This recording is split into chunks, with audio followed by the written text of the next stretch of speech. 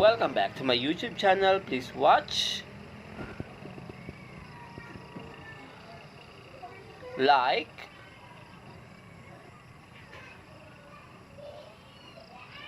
and subscribe.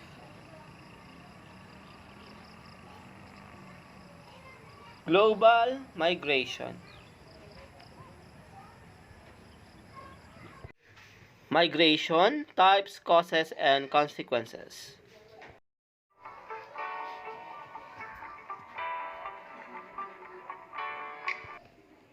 Migration.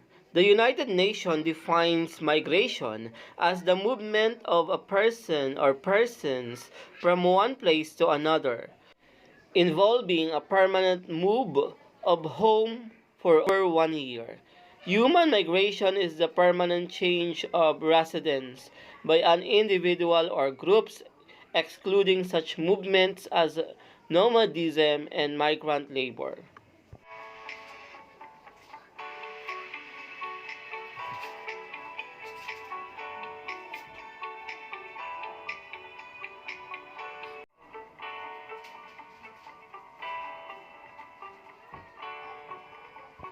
Migration is global.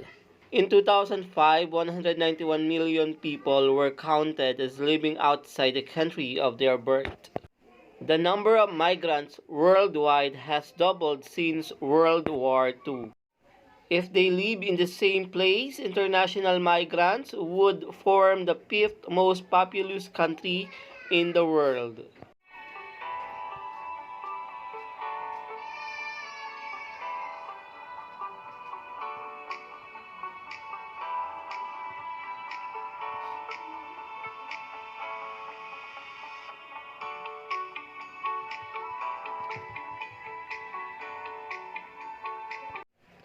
Migration is global.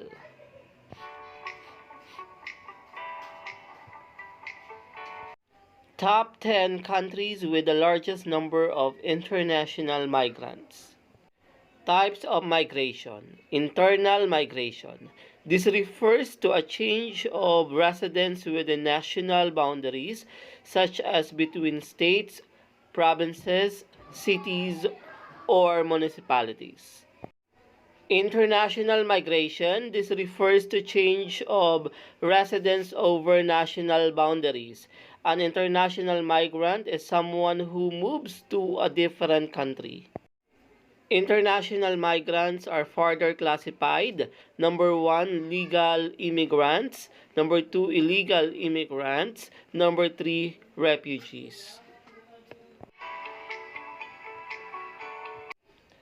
Trends in migration. Number 1, during colonial period, millions of Indian laborers were sent to countries such as Mauritius, Caribbean islands, Fiji, and South Africa by British from Uttar Pradesh and Bihar to work as plantation workers.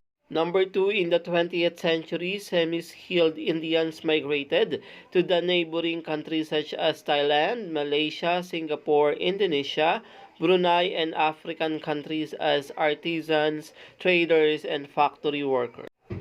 3. In recent times, professionals like doctors, engineers, software engineers, management consultants, financial expert, media person migrated to countries such management consultants, financial experts, media person migrated to countries such as USA, Canada, etc. The Census of India records 4 types of information on place of birth, example village or town, duration of residence at the place of enumeration, place of last residence, reasons for migration from place of last residence.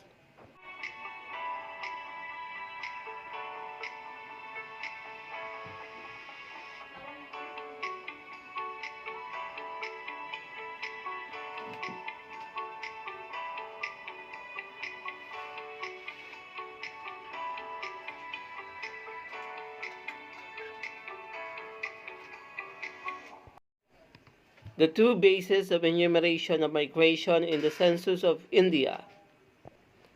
Lifetime migrant or if the place of birth is different from the place of enumeration. Second, migrant by place of last residence, or if the place of last residence is different from the place of enumeration.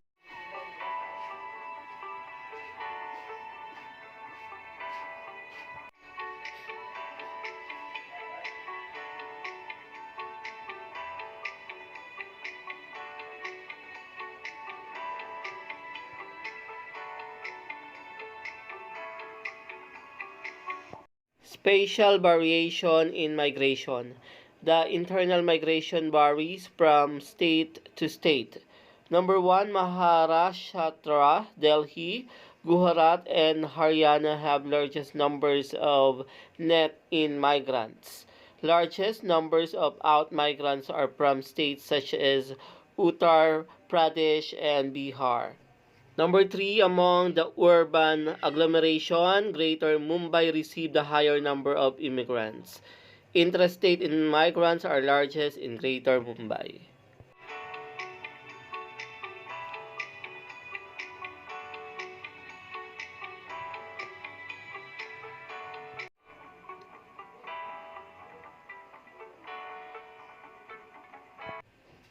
Economic causes of migration. Migration in search of better economic condition, employment, urbanization, migration to escape overpopulation and its effects, migration to escape poor climate conditions such as drought, migration to escape natural disasters.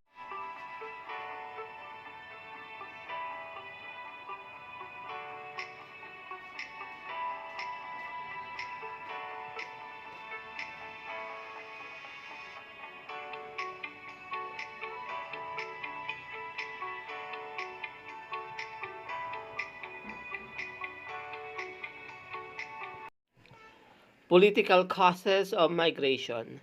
Migration as punishment for crimes committed. Migration as a result of enslavement. Forced migration with or without political agreement.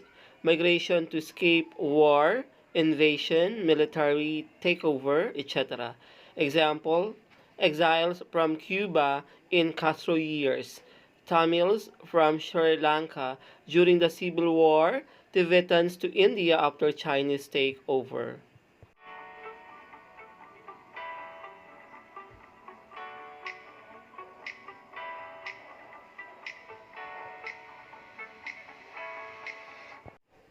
Social causes of migration, migration to spread a religion, migration to reunite with family, friends, etc., who have previously migrated, migration to spread a political philosophy such as Marxism, democracy, etc., migration to find personal freedom, to live a certain lifestyle, or to hold certain beliefs.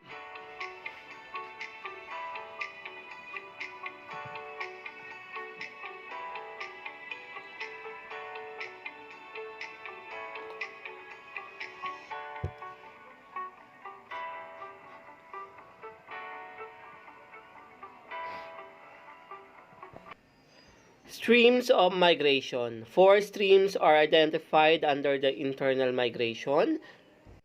First, rural to rural. Second, rural to urban. Third, urban to urban. Fourth, urban to rural. Intrastate migrants are larger than interstate migrants. Example, people prefer to migrate within the state. Intrastate migration is dominated by female migrants, whereas interstate migration is dominated by male migrants. Female migrants due to the reasons of marriage, whereas male migrants due to the economic reasons.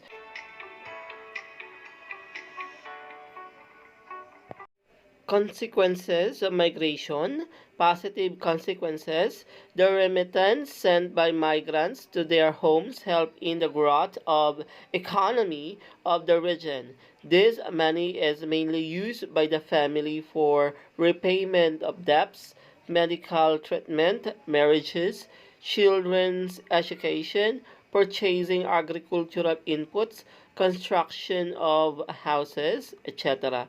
Similarly, remittance from the international Indian migrants are one of the major sources of foreign exchange in India. States such as Punjab, Kerala, and Tamil Nadu receive very large amount of money from their international migrants. Last, migration of people from Uttar Pradesh, Bihar to the rural areas of Punjab, Haryana has resulted in the success of Green Revolution. Top 20 remittance receiving countries. Negative consequences. Unregulated migration to the metropolitan cities of India has caused overcrowding.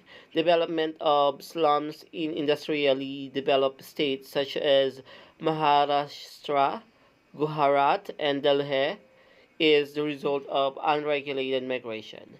The underdevelopment gets even worse due to outmigration of skilled people.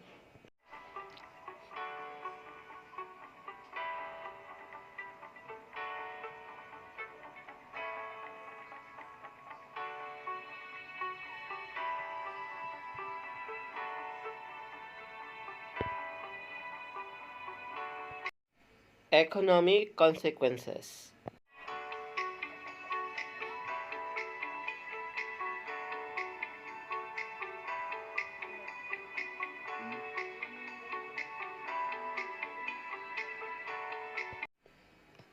Demographic consequences. Positive consequences. Migration leads to the redistribution of the population within a country. It results in balanced distribution of people according to resources. Rural urban migration is one of the important factors contributing to the population's growth of cities. Negative consequences. It results in imbalances in sex composition due to the selective male or female migration. Large cities have unfavorable sex ratio as compared to rural areas due to high male immigration. Rural areas face a shortage of skilled people because most of skilled and semi-skilled people migrate to urban areas.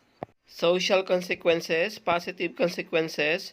Migrants act as an agents of social change. The new ideas related to a new technologies, family planning, girls' education, etc., get spread from urban to rural areas through them. Migration also leads to intermixing of people from diverse cultures and result in the evolution of composite culture. The mindset of people changes. They start thinking broadly and narrow views changes. Negative consequences. It is also causes anonymously which creates social vacuum and sense of dejection among individuals.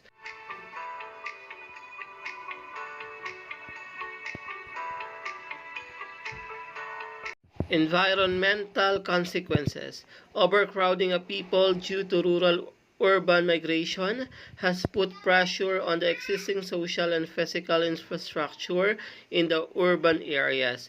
This ultimately leads to unplanned growth of urban settlement and formation of slum shanty colonies. Apart from this, due to overexploitation of natural resources, cities are facing the acute problem of depletion of groundwater, air pollution, and disposal of sewage and management of solid waste.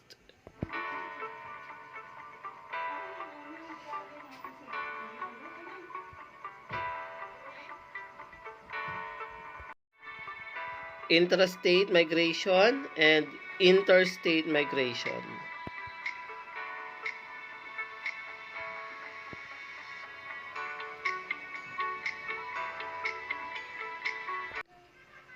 The four stories describe different situations of migration.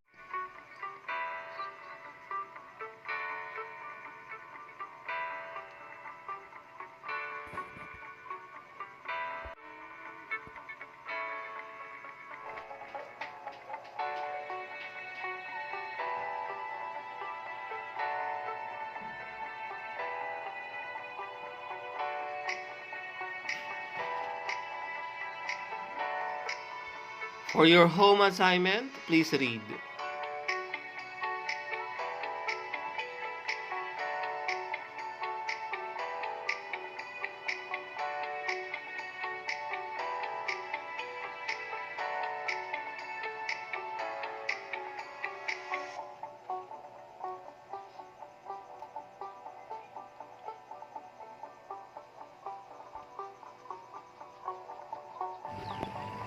Thank you.